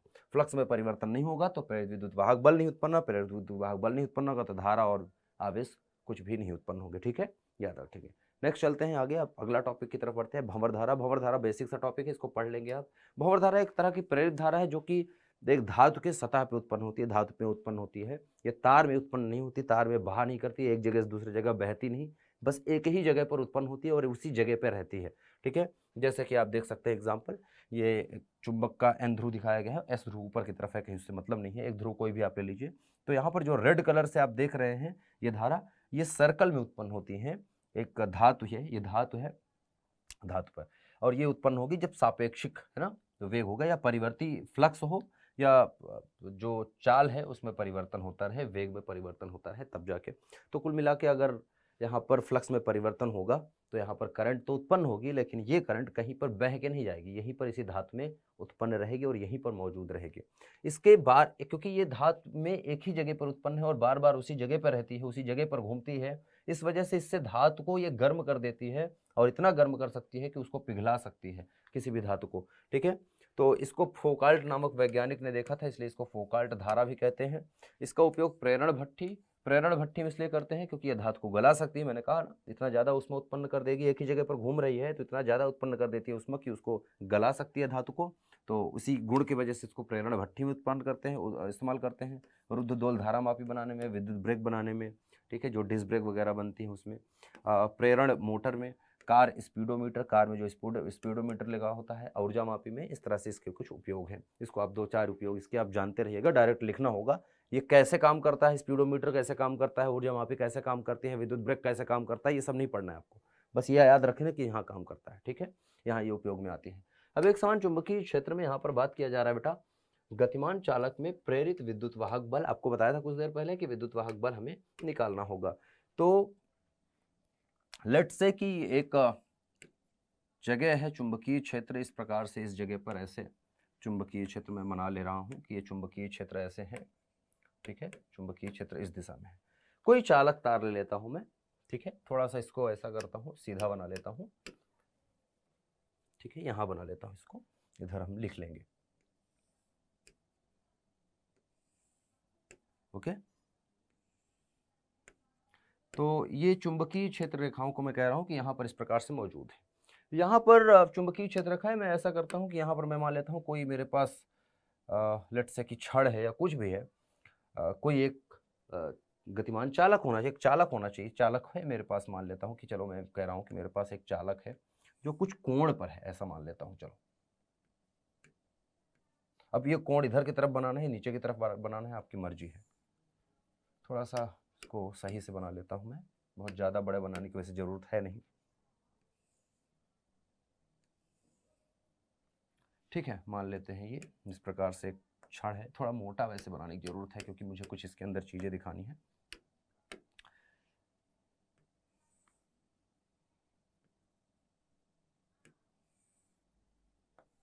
चलिए मान लीजिए कि इस तरह से एक छड़ है, इसकी लंबाई में मान लेता हूं L है, और ये इस दिशा में ऐसे गतिमान है। ये छड़ जो है इस दिशा में ऐसे गतिमान है। ठीक है, इस प्रकार से ऐसे गतिमान है, वी वेग से गतिमान है। तो अगर मैं चुंबकीय क्षेत्र के साथ इसका देखूं कोण, तो कोण आपको देखने को मिल सकता है। चुंबकीय क्षेत्र के साथ इसको अगर मैं कोण के रूप में देखूं तो थीटा कोण बना रहा है। देखिए, चुंबकीय क्षेत्र रेखाओं को थोड़ा सा फिर से बना लेता हूं। ठीक है, इस प्रकार से ऐसे बना लेता हूं कि चुंबकीय क्षेत्र रेखा ऐसे सामने की तरफ है।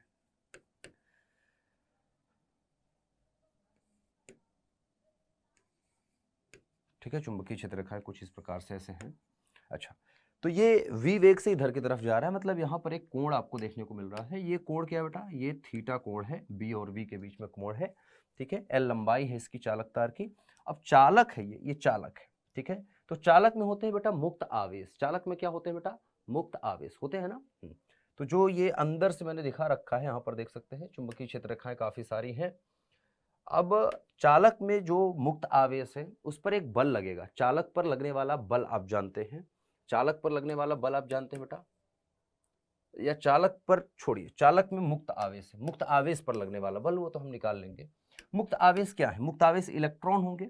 ठीक है, अब देखिए हम जानते हैं कि जो लगने वाला बल होता है F, ठीक है, आवेश पर, आवेश Q पर, ठीक है, चुंबकीय क्षेत्र में लगने वाला बल,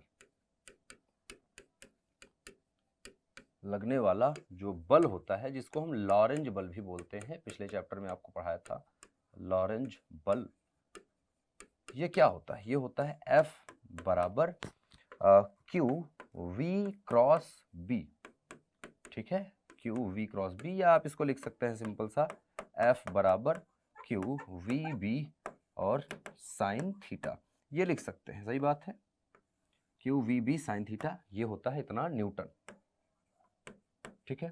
अब क्योंकि यहां इलेक्ट्रॉन है, देखो आवेश पर लगने वाला बल v क्रॉस b की दिशा बताता है, v क्रॉस b मतलब इसके अंदर बहुत सारे आवेश है, v क्रॉस b मतलब बाहर की तरफ बल लगेगा, देखो v से b, सॉरी v से v की दिशा से मुझे b की दिशा में जाना है आगे की तरफ, ठीक है, तो v से b की तरफ क्रॉस करेंगे तो बाहर की तरफ बल आएगा, ठीक है, बाहर की तरफ मतलब ऊपर की तरफ बल लग रहा है, या मैं थोड़ा सा इसको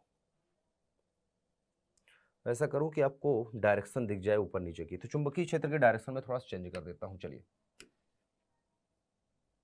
ठीक है, चुंबकीय क्षेत्र की डायरेक्शन को थोड़ा सा चेंज कर लेते हैं, ऐसा करते हैं, चुंबकीय क्षेत्र की डायरेक्शन को थोड़ा सा चेंज कर लेते हैं। मैं कह रहा हूं चुंबकीय क्षेत्र यहां पर मौजूद तो है लेकिन वो अंदर है, चलो सतह के अंदर की तरफ है,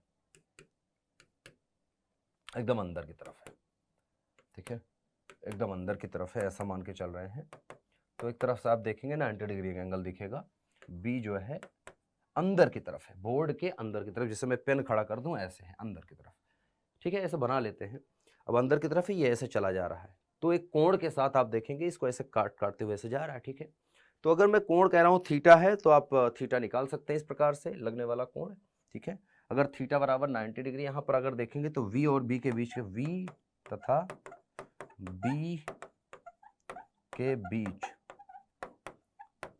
कोण कितना है बेटा, कोण थीटा बराबर कितना है 0 डिग्री है यहाँ, ठीक है, सॉरी 90 डिग्री है यहाँ, कितना है 90 डिग्री, तो यहाँ 90 डिग्री है, एक दूसरे के लंबवत है, v इधर है और b अंदर की तरफ है, ये इधर की तरफ, ये अंदर की तरफ, तो 90 डिग्री है, फिलहाल अभी 90 डिग्री नहीं लिख रहा हूँ मैं, थीटा के साथ ही लिख रहा हूँ, बाद में आप लिख सकते हैं। अच्छा, अब एक आवेश पर लगने वाला बल देखिए, ये इधर की तरफ, ये अंदर की तरफ, तो लगने वाला बल क्या होगा ऊपर की तरफ, तो अगर धनात्मक आवेश है, यहाँ समझने का प्रयास करेंगे सभी बच्चे, थोड़ा सा इसका समझने का प्रयास करेंगे, इसकी लंबाई l है, आप जानते हैं, इसको मैं लिख देता हूँ इधर, l लंबाई है इसकी। अच्छा जो धनात्मक आवेश होगा, जैसे इसके अंदर मैं दो तरह के आवेशों की बात करूं, जैसे मैं Q की बात कर रहा हूं जो पॉजिटिव है, ये पॉजिटिव है अगर, तो इस पर जो बल लगेगा वो लगेगा V की डायरेक्शन में हाथ करके B की डायरेक्शन में घुमाएंगे तो ऊपर की तरफ बल, ठीक है, तो इस पर बल लगेगा ऊपर की तरफ। जो ऋणात्मक आवेश होगा, जो माइनस Q होगा, उस पर लगेगा बल बेटा नीचे की तरफ, ठीक है, धनात्मक के विपरीत इस पर बल लगेगा, तो इस पर बल लगेगा बेटा नीचे की तरफ। हमारे पास जो आवेश है वो क्या है, ऋणात्मक, क्योंकि इलेक्ट्रॉन है, तो जो बल की दिशा आएगी वो क्या आएगी बेटा नीचे की तरफ, मतलब जितने भी ऋणात्मक आवेश हैं उन पर जो बल लग रहा हो, जैसे मैं कहूं कि एक इलेक्ट्रॉन मैं ले लूं, ठीक है, इलेक्ट्रॉन होते हैं ना मुक्त आवेश, तो इलेक्ट्रॉन पर बल लगेगा इधर की तरफ, ठीक है, F बल लगेगा, ये F बल लगेगा वहां से यहां तक आएगा, बल लग रहा है तो ऊपर से नीचे की तरफ इधर की तरफ आएगा, सभी आवेश पर, सभी इलेक्ट्रॉन पर, एक इलेक्ट्रॉन की बात कर लेते हैं, तो सभी इलेक्ट्रॉन ऊपर से नीचे की तरफ आ रहे हैं, अच्छा, तो इलेक्ट्रॉन ऊपर से नीचे की तरफ आ रहे हैं, तो हम लिख सकते हैं किया गया कार्य, कार्य अगर मैं लिख दूं ऊपर से नीचे आने में किया गया कार्य, तो कार्य को आप लिख सकते हैं W, और W बराबर लिखते हैं बेटा F डॉट एक्स या Fx, ठीक है, क्योंकि बल जिस तरफ है उसी तरफ विस्थापन, तो बल गुणे विस्थापन, विस्थापन कितना है बेटा L लंबाई, तो F गुणे L, F की वैल्यू हमें पता है, तो कार्य हम लिख सकते हैं, कार्य बराबर हो जाएगा Q V B L और यह आ जाएगा साइन थीटा के। यह है किया गया कार्य, किसको, आवेश पर लगने वाले बल की वजह से किया गया कार्य, आवेश द्वारा वहां से यहां तक आने में, L लंबाई चलने में इतना जूल। अब हम जानते हैं कि विद्युत वाहक बल जो होता है बेटा, विद्युत वाहक बल जो होता है, विद्युत वाहक बल, क्योंकि वोल्टेज है तो विद्युत वाहक बल को हम अगर E लिख रहे हैं तो ये बराबर होता है, हालांकि ये हम आवेश को E लिखेंगे यहाँ पर, चलो विद्युत वाहक बल को यहाँ पर थोड़ा सा दूसरे E से निरूपित कर दे रहे हैं, हम इसको हम इस प्रकार के E से निरूपित कर दे रहे हैं, ठीक है, इसको हम तीसरे प्रकार की जो E होती है ना उस प्रकार से थोड़ा सा निरूपित कर दे। तो विद्युत वाहक बल को हम जानते हैं, जो विद्युत वाहक बल है, इसको एप्सिलॉन नॉट मत पढ़िएगा, एप्सिलॉन नहीं है, ये होता है बेटा कार्य मतलब W डिवाइड बाई आवेश के, जानते हैं ना, चूंकि आप पढ़ते हैं V बराबर क्या होता है W by Q, same formula लगाया है, W बाई नीचे Q है, ठीक है, सही है, तो हमारे पास विद्युत वाहक बल जो प्रेरित होगा ये बराबर आ जाएगा, कार्य क्या है बेटा, q v B L, q v B L, q v B L sine theta divide by आवेश क्यू। अगर देखेंगे तो क्यू से क्यू कट जाएगा और ये बराबर आ जाएगा हमारे पास V B L sine theta, जो कि प्रेरित विद्युत वाहक बल है। दिशा आप देखेंगे तो दिशा ऋणात्मक आएगी, आवेश के दिशा के विपरीत। तो दिशा जो है इस पर आप ऋणात्मक अगर लगाना चाहें तो दिशा ऋणात्मक लगा सकते हैं, किया गया कार्य अगर आप देखेंगे तो एक तरह से आपको विद्युत क्षेत्र के विपरीत वैसे किया गया कार्य मिल रहा है, लेकिन आपको यहाँ पर दिखाने की जरूरत है नहीं, माइनस चिन्ह हटा दीजिए इसको, है ना। तो आपको दिख रहा है कि दिशा किस तरह से है, दिशा की बात यहाँ पर ना करें तो ज़्यादा बेटर है, वैसे आपको दिखा दिया वहाँ पर। तो इतना वोल्ट आप लिखेंगे इसका मात्रक, और चूंकि यदि थीटा बराबर, अगर थीटा बराबर 0 डिग्री या सॉरी 90 डिग्री हो तो जो विद्युत वाहक बल है ई, ये बराबर हो जाएगा वी बी एल के, इतना वोल्ट, ठीक है। इतना आ गया सिंपल सा। अब आप इसका अगर प्रतिरोध आर है तो सिंपल सी बात आप लिख सकते हैं, प्रतिरोध आर है तो आप निकाल सकते हैं ये विद्युत वाहक बल आपका आ गया, करंट निकाल सकते हैं, ठीक है। या आप करंट को दूसरे रूप में लिखना है तो इसका फॉर्मूला जब हम डेराइव करेंगे, डेरिवेशन देखेंगे तो आपको बता देंगे बाद में। अभी डेरिवेशन क्योंकि मैं करवा नहीं रहा हूँ, थोड़ा सा आपको समझाने का प्रयास किया कि कैसे हम लिखते हैं विद्युत वाहक बल जो प्रेरित होता है वो कहाँ से आता है। तो एक बार लिखने का वी बी एल, ठीक है, ये आप लिखेंगे v B L sine theta. अगर कोई थीटा है, कोई एंगल बन रहा है किसके बीच में, वी और बी के बीच में, इसका सदिश रूप अगर लिखेंगे तो वी क्रॉस बी आएगा, ठीक है। प्रेरित विद्युत वाहक बल जो आएगा वी क्रॉस बी आएगा, ठीक है, L into v cross B sine theta के साथ, ठीक है, याद रखेंगे। तो अभी के लिए यहीं तक रहेगा, आगे चलते हैं। अगला है स्वप्रेरण। स्वप्रेरण क्या होता है बेटा, कि खुद में परिवर्तन की वजह से, खुद में फ्लक्स के परिवर्तन की, जैसे एक कुंडली है इसमें फ्लक्स का परिवर्तन हुआ, जैसे मैं कहूं कि ये एक कुंडली है, ठीक है, इस कुंडली में मैं करंट प्रवाहित किया, मान लेते हैं कि यहाँ पर मैंने बैटरी लगा दी छोटी सी, ठीक है, और इसमें मैंने बैटरी लगाई वी वोल्ट कुछ की इसमें मैंने जैसे ही प्रवाहित की, देखो पहले क्या था, पहली स्थिति क्या थी, t बराबर 0 समय पर अगर मैं बात करूं, t बराबर 0 समय पर जब स्विच ऑन नहीं की थी, ये क्या है मान लेते हैं स्विच, ये स्विच है, तो स्विच ऑन जब नहीं की थी, जब स्विच ऑफ थी, बंद थी, मतलब कोई करंट नहीं बह रही थी, तो फ्लक्स कितना था बेटा, 0 था। यहाँ पर चुंबकीय क्षेत्र इसके अंदर कोई उत्पन्न नहीं था, बी का मान कितना था, 0 था, कुछ नहीं था। प्रेरित विद्युत वाहक बल कितना था, 0 था, क्योंकि फ्लक्स ही नहीं है तो फ्लक्स में परिवर्तन 0, करंट कितनी है, 0 है।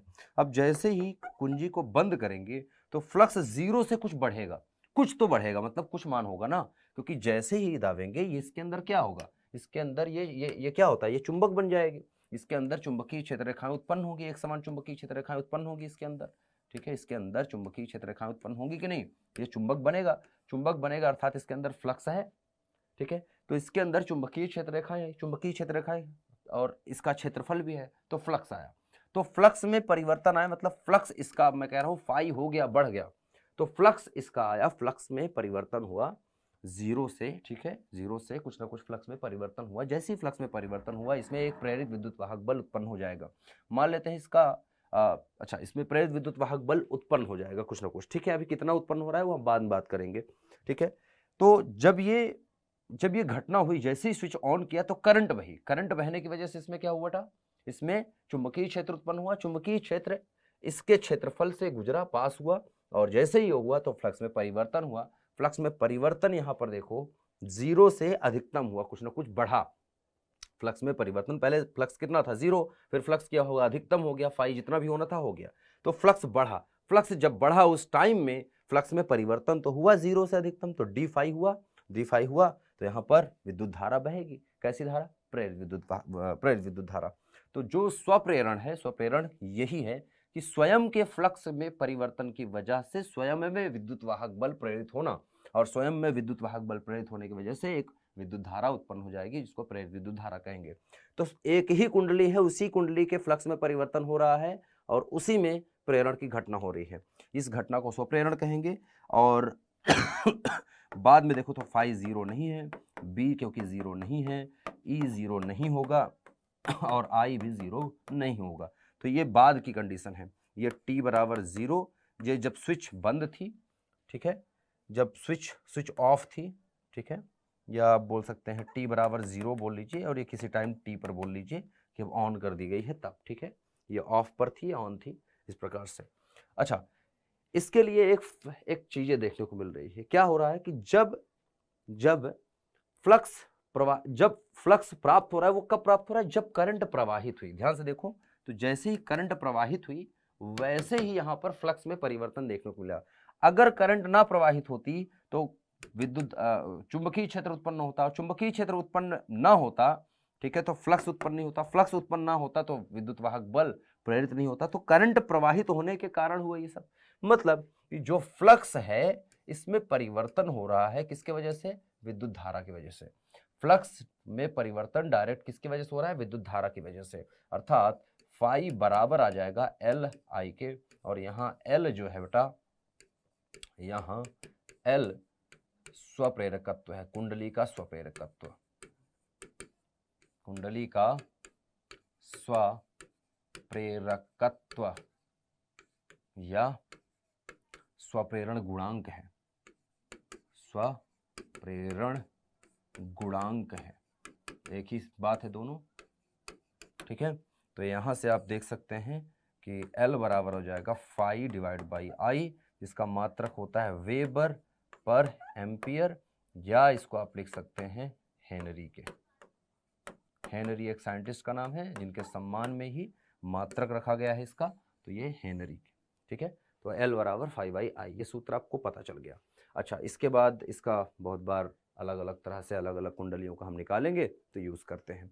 अब बात करते हैं अन्योन प्रेरण की। इसी प्रकार से तो अन्योन प्रेरण क्या है बेटा? अन्योन प्रेरण में दो कुंडलियां होंगी हमारे पास।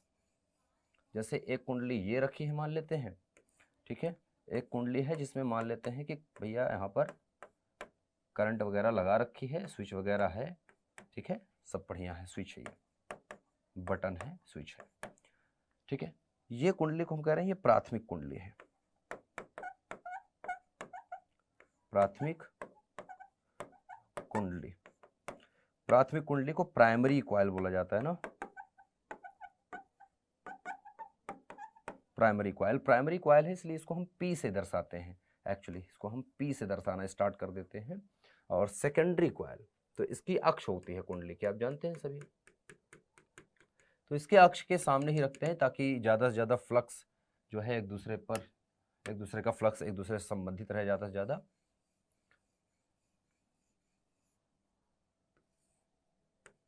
इसमें कुछ नहीं है, इसमें सिर्फ गैल्वेनोमीटर लगा के, एक धारा मापी लगा के हमने छोड़ दिया है, ठीक है, ये धारा मापी है,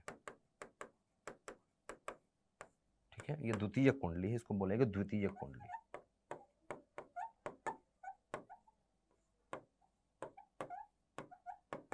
द्वितीय कुंडली और जिसको सेकेंडरी कॉइल बोलते हैं।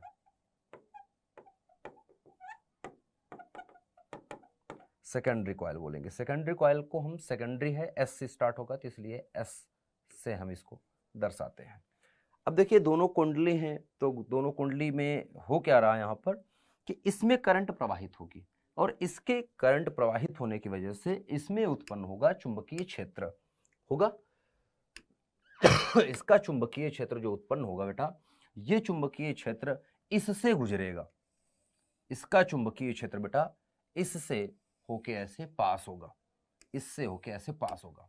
तो आप देखेंगे इसके कारण, ये प्राइमरी कुंडली के कारण जो फ्लक्स है वो इससे, क्योंकि ये बहुत पास में रखी है, दोनों पास पास में रखी हैं, तो इसका जो चुंबकीय क्षेत्र है वो इसके अंदर से गुजर रहा है, तो इसमें फ्लक्स में परिवर्तन हो रहा है इस बार, ठीक है। तो फ्लक्स में परिवर्तन हो रहा है सेकेंडरी कुंडली में, फाई एस, दूसरी कुंडली में। इसमें जो फेरों की संख्या है उसको एन पी बोलते हैं, इसमें जो फेरों की संख्या है उसको एन एस बोलते हैं, इसमें जो धारा बहती है उसको आई पी बोलते हैं, प्राथमिक कुंडली में बहने वाली धारा। इसमें जो धारा बहेगी वो प्रेरित धारा होगी। प्रेरित धारा से अभी मतलब नहीं है, हमें लिखना नहीं है, ठीक है। तो छोटी छोटी चीजें हैं जो हमने लिख दी हैं आपको, तो ठीक है। यहां पर याद रखें कि पहली कुंडली में करंट बहेगी, जो मूल करंट है, ठीक है, वो आईपी है। इसमें जो करंट उत्पन्न होगी वो प्रेरित करंट होगी, और प्रेरित करंट उत्पन्न हो रही है किसके वजह से बेटा, या फ्लक्स में परिवर्तन हो रहा है, फाई एस में परिवर्तन हो रहा है। फाई एस परिवर्तित क्यों हो रहा है, क्योंकि आईपी यहां पर बह रही है।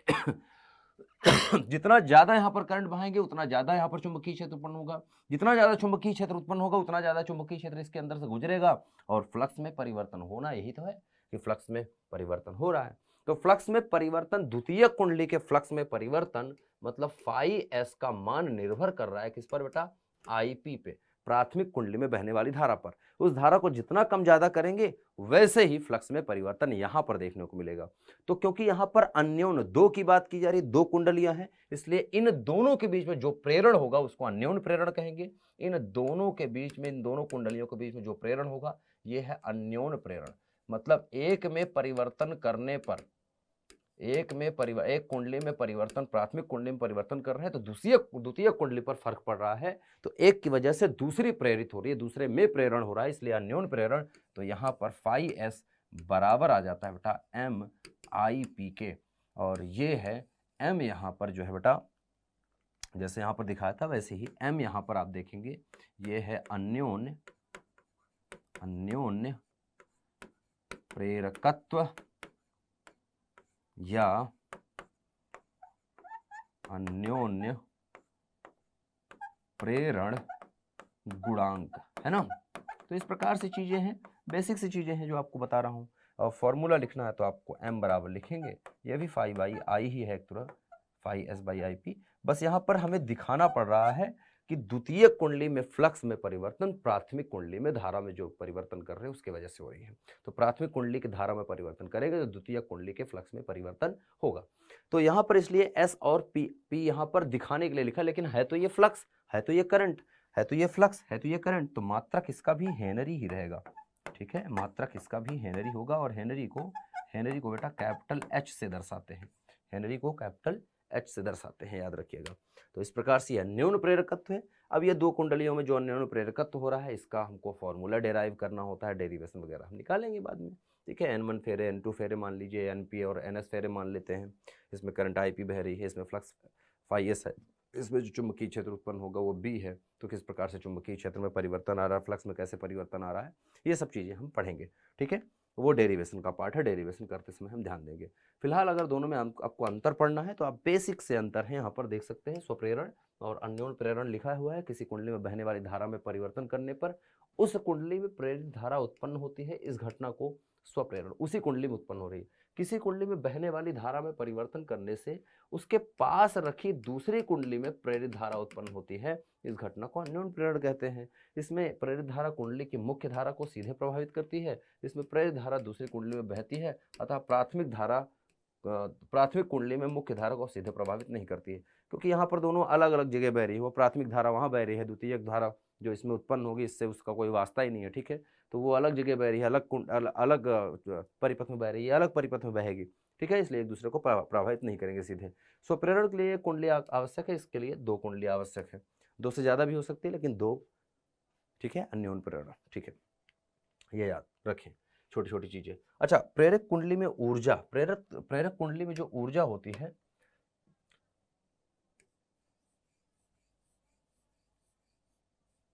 चलिए मान लेते हैं कि एक प्रेरक कुंडली है, हालांकि इसमें प्रतिरोध वगैरह भी हम लगा सकते थे, बट ठीक है, छोड़िए। ठीक है, इसका स्वप्रेरकत्व तो आपको पता है L है, सिंपल सा है, इसका स्वप्रेरकत्व L है। ठीक है, अच्छा यहाँ पर कुछ फार्मूले वगैरह लिखने होते थे, मैं फार्मूले नहीं लिखा हूँ, बता देता हूँ एक दो फार्मूले। स्वप्रेरण के जो फार्मूले, जैसे L बराबर आ गया था आपका फाई बाई आई, L बराबर क्या आया था बेटा, या फाई बराबर L आया था ना। देखो फाई बराबर क्या आया था, फाई बराबर क्या आया बेटा, हाँ फाई बराबर हमें निकल के आया यहाँ पर, एक बार मैं पहले बता दूं, L आई आया। तो चूंकि हम जानते हैं कि प्रेरित विद्युत वाहक बल E बराबर होता है minus d phi by d t के, है ना। तो इसका मान रखेंगे तो ये हो जाएगा माइनस, और फाई की जगह L आई रखेंगे तो L तो नियतांक है, प्रेरण नियतांक है, प्रेरण गुणांक है, तो बाहर आ जाएगा माइनस L और अंदर बचेगा D I by d t के, ये सूत्र बन जाएगा। इसका मात्रक भी वोल्ट ही होगा, याद रखें। और इसी प्रकार से हम यहाँ से निकाल सकते हैं I बराबर, जो कि होता है -1/r, और ये होता है d phi divide by d t. तो जब इसको रखेंगे तो ये बन जाएगा -L/r, और ये फिर से di divide by d T, ये आएगा एम्पियर में, और लास्ट Q बराबर करेंगे तो आ जाएगा -1/r, और d फाई होता है, d फाई की जगह आ जाएगा सॉरी d फाई होता है, इसको जब लिखेंगे तो आ जाएगा -L डिवाइड बाई r, ठीक है, और इनटू आ जाएगा di के। तो इस तरह से आप देख सकते हैं इतना कूलम। इस प्रकार से ये सूत्र भी बन जाते हैं। ये जो 3 सूत्र थे, इससे अब 3 सूत्र और बन चुके हैं, 6 सूत्र हो गए। जब हम अन्योन्य प्रेरण को निकालते हैं तो अब चूंकि अन्योन्य प्रेरकत्व तो आ गया है यहाँ पर, फाई एस बराबर हमने लिखा है एम आई पी, तो 2 कुंडलियाँ है इसलिए आई एस और आई पी लिखना जरूरी है। तो जो फॉर्मूले थे अभी तक, जो पहला फॉर्मूला था, देखिए पहला फॉर्मूला क्या था हमारे पास, ई बराबर था -d phi divide by d t के। इस फॉर्मूले में अब चेंज करना पड़ेगा, क्योंकि फाई जो है फाई एस है, अब द्वितीय कुंडली के लिए हम देख रहे हैं। तो जब देखेंगे तो ये हो जाएगा ये आ जाएगा ई बराबर -m आ जाएगा, और ये फाई एस की वैल्यू क्या है, एम आई पी, एम बाहर आ गया, और ये बचेगा डी आई पी बटा डी टी, ठीक है। और ये याद रखें जो ई है ना, ये कहाँ होता है, द्वितीय कुंडली में, ये सेकेंडरी कुंडली के लिए है। द्वितीय कुंडली में जो प्रेरित विद्युत वाहक बल उत्पन्न हो रहा है, इतना वोल्ट, ठीक है। तो डिटेलिंग पर थोड़ा सा ध्यान रखना है, नहीं तो गलत कर लेंगे आप। अब करंट को देखेंगे तो करंट जो द्वितीय कुंडली में उत्पन्न होगी वो क्या होगी, वो होगी बेटा -1/r, और ये है d phi s divide by d t. द्वितीय कुंडली में फ्लक्स में परिवर्तन की वजह से द्वितीय कुंडली में धारा उत्पन्न होगी, और ये क्या उत्पन्न होगी, ये होगी -m/r, और हो जाएगा di/dt। द्वितीय कुंडली में जो धारा उत्पन्न हो रही है वो प्राथमिक कुंडली में धारा में परिवर्तन की वजह से उत्पन्न होगी। दिखाया था अभी कुछ देर पहले। देखिए सब चीजें एकदम क्लियर हो जाएंगे, क्रिस्टल क्लियर। सही तरीके से अगर आप पढ़ेंगे, सही तरीके से मैं पढ़ा रहा हूँ, बिल्कुल आप सही तरीके से पढ़िए मन लगा के, कोई दिक्कत आएगी नहीं। जो आवेश उत्पन्न होगा द्वितीय कुंडली में वो बराबर होगा -1/r डी फाई एस के, और इसको जब बराबर करेंगे तो माइनस आ जाएगा m/r, और ये आ जाएगा d/p के। पी ये दिखा रही है कि प्राथमिक कुंडली है, और s ये दिखा रही है कि सेकेंडरी कुंडली है, मतलब द्वितीय कुंडली है, इतना कूलम।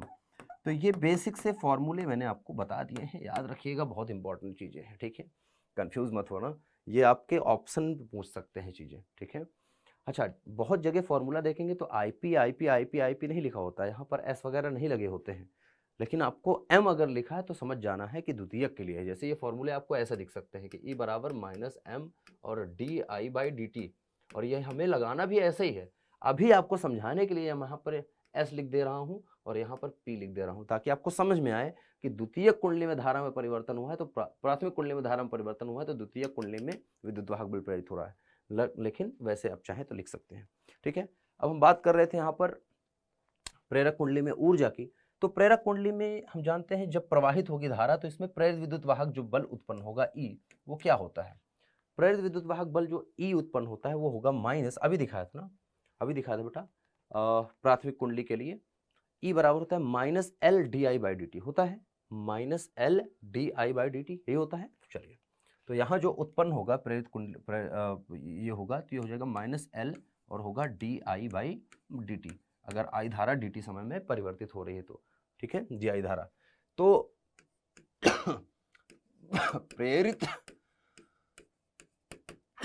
विद्युत वाहक जो बल है बेटा, उसको आप देखेंगे तो ई बराबर है -L/di/dt के, ठीक है, इतना वोल्ट। सही बात है, सही है। अब अगर मुझे पावर लिखना है, शक्ति लिखनी है, परिपथ की शक्ति लिखनी है, शक्ति मतलब पावर, तो P जो होता है वो P क्या होता है बेटा, पावर क्या होता है, P बराबर होता है शक्ति। शक्ति चूंकि हम जानते हैं शक्ति हमें लिखना है, पावर हमें लिखना है, शक्ति मतलब हमें पावर P लिखना है। तो चूंकि हम जानते हैं P बराबर क्या होता है बेटा, कैपिटल P बराबर क्या होता है, VI के होता है, इसलिए हमारे पास पावर P जो है V की जगह क्या है बेटा E, और I की जगह क्या है, अरे बोलो I की जगह क्या है बेटा, I की जगह I ही है, सिंपल सी बात, EI। मतलब पावर को लिखेंगे तो P को लिख सकते हैं बेटा, E की जगह आ जाएगा -L/di/dt और इनटू में I के। अब शक्ति ऋणात्मक नहीं होती है तो शक्ति के लिए जब हम लिख रहे हैं तो इसका हम मॉड वाला रूप लिख लेते हैं, धनात्मक रूप लिख लेते हैं। जैसे ही मॉड वाला रूप लिखेंगे तो धनात्मक आएगा, क्योंकि हमें वोल्टेज लेना है सिंपल सा। यहाँ पर वोल्टता को हम प्रेरित, ये ऋणात्मक चिन्ह सिर्फ ये बता रहा है प्रेरण हो रहा है, लेकिन ये नहीं वहाँ पर है ना, मान पर तो कोई फर्क नहीं पड़ रहा है, ठीक है। तो L di/dt इंटू आई आ गया हमारे पास, जिसको हम लिख सकते हैं कि P बराबर हमें प्राप्त हो गया है IL, ठीक है, और ये आ गया है di/dt के। सही बात है, सिंपल सा ये फॉर्मूला है। अब चूंकि हम जानते हैं बेटा, देखो चूंकि हम जानते हैं जो पावर होता है ये होता है W या dW/dt के, कार्य करने की दर को ही शक्ति कहते हैं, जिसको हम कार्य को हम ऊर्जा लिख सकते हैं, मतलब du/dt लिख सकते हैं। अर्थात हमारे पास P बराबर है du/dt, लिख सकते हैं। ये क्या है, ऊर्जा में परिवर्तन की दर को ही शक्ति कहते हैं। तो ये सूत्र को हम दूसरा समीकरण बोलते हैं और इस सूत्र को हम पहला समीकरण बोलते हैं। तो ये भी P बराबर है और ये भी P बराबर, तो 1 एवं 2 से, ये पूरा मैंने डेरिवेशन ही कर दिया, ठीक है, थोड़ा मुझे लगा कि कर देना चाहिए। तो ये हो जाएगा du/dt, P बराबर हमारे पास क्या है, Li di/dt, तो ये है बराबर Li और ये है di/dt के। सही है। अच्छा, तो ऐसा करते हैं, dt से dt काट लेते हैं, कट गया। हमारे पास क्या है बेटा, हमारे पास आया है du बराबर आ गया है Li di के। तो ऐसा करते हैं, दोनों तरफ समाकलन कर लेते हैं। समाकलन करेंगे तो ये हो जाएगा u और बराबर आ जाएगा L, तो बाहर आ जाएगा, i का हो जाएगा बेटा i²/2, ठीक है, i²/2, जिसको हम लिख सकते हैं Li² या हाफ Li² के। तो आप देख सकते हैं जो संचित ऊर्जा होती है वो आ गई है 1/2 Li² के, और यही फॉर्मूला आपको याद रखना है, इतना जूल। तो प्रेरक कुंडली में जो संचित ऊर्जा होती है वो आप इस प्रकार से निकाल सकते हैं। आपको निकालने का तरीका बता दिया हमें। यहाँ पर आपको लिमिट लगानी है 0 से I तक, 0 से U तक, ये आप लगा सकते हैं, एक ही बात है, ठीक है। जब करंट 0 थी तो ऊर्जा 0 थी, जब करंट अधिकतम होगी तो ऊर्जा भी अधिकतम होगी, ठीक है। तो ये हम इस तरह से लिख सकते हैं, ठीक है ना। बेसिक सी बातें हैं जिसको आपको याद रखना है। तो इस कुंडली में जो ऊर्जा संचित होगी या इकट्ठी होगी वो क्या होगी, इस कुंडली की ऊर्जा क्या होगी बेटा, ये होगी। इसको आप लिखना है हाफ Li², ठीक है। तो इस चैप्टर में यही तक रखते हैं, फिर मिलेंगे आपको नेक्स्ट चैप्टर में। तब तक के लिए अपना ध्यान रखेंगे। मैं उम्मीद करता हूँ कि लेक्चर आपको पसंद आया है। अगर पसंद आया है, मज़ेदार लगा, जोरदार लगा, धमाकेदार लगा, धांसू लगा और भौकाल टाइप का लगा है तो शेयर करना मत भूलना अपने दोस्तों के साथ। चैनल पर नए हैं तो सब्सक्राइब करके रखिएगा, क्योंकि इस तरह की शानदार अमेजिंग वीडियोज़ आती रहेंगी आपके लिए। तब तक के लिए बाय बाय, फिर मिलेंगे।